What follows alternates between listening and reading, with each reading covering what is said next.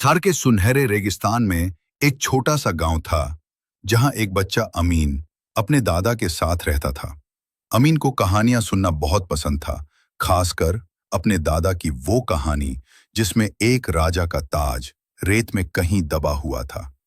गांव के लोग इसे बस एक बुजुर्ग की कल्पना मानते थे, लेकिन अमीन को पूरा यकीन था कि वो ताज सच में कहीं छिपा है। एक दिन तेज आंधी आई, आसमान में धूल के बादल छा गए। अमीन अपने ऊंट के साथ लकड़ियां इकट्ठा करने रेगिस्तान की ओर निकला।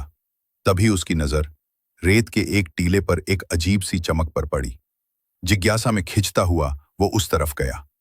पास जाकर देखा तो रेत कुछ नर्म लग रही थी और नीचे कुछ पत्थर जैसा चमक रहा था। अमीन ने अपने हाथों से खुदाई शुरू कर दी। थोड़ी देर में एक छोटा सा दरवाजा दिखाई दिया। जैसे ही उसने दरवाजा खोला, अंदर एक सुरंग थी जो जमीन के नीचे जा रही थी। अमीन ने हिम्मत दिखाई और सुरंग के भीतर उतर गया। अंदर ठंडक थी और दीवारों पर कुछ रहस्यमय निशान बने हुए थे। सुरंग के आखिर में एक कमरा था जहां एक पत्थर के सिंहासन पर एक बुजुर्ग बैठे थे। वो किसी जिन की तरह लग रहे थे, लेकिन उनकी आंखों में डर नहीं, सिर्फ अपनापन था। उन्होंने कहा, अमीन, तुमने मेरे सोने के ताज को जगाने की हिम्मत की है। ये ताज किसी लालची के लिए नहीं है, बल्कि उसी के लिए है जिसका दिल सच्चा हो। अमीन ने हैरानी से पूछा, क्या ये वही ताज है जिसकी कहानी दादा सुनाते थे?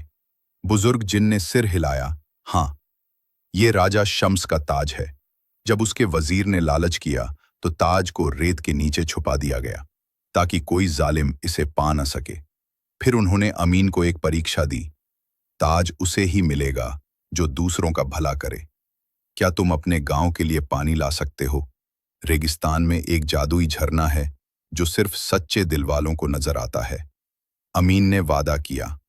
जिन ने उसे एक नक्शे का टुकड़ा दिया और कहा, बाकी नक्शे रेत में ही छुपे हैं, उन्हें वही ढूंढ पाएगा जिसकी नीयत साफ हो। अमीन कई दिन तक रेगिस्तान में घूमता रहा। रास्ते में उसने सांपों, झोंपड़ियों में रहने वाले जिनों और मृग तृष्णा से खुद को बचाया।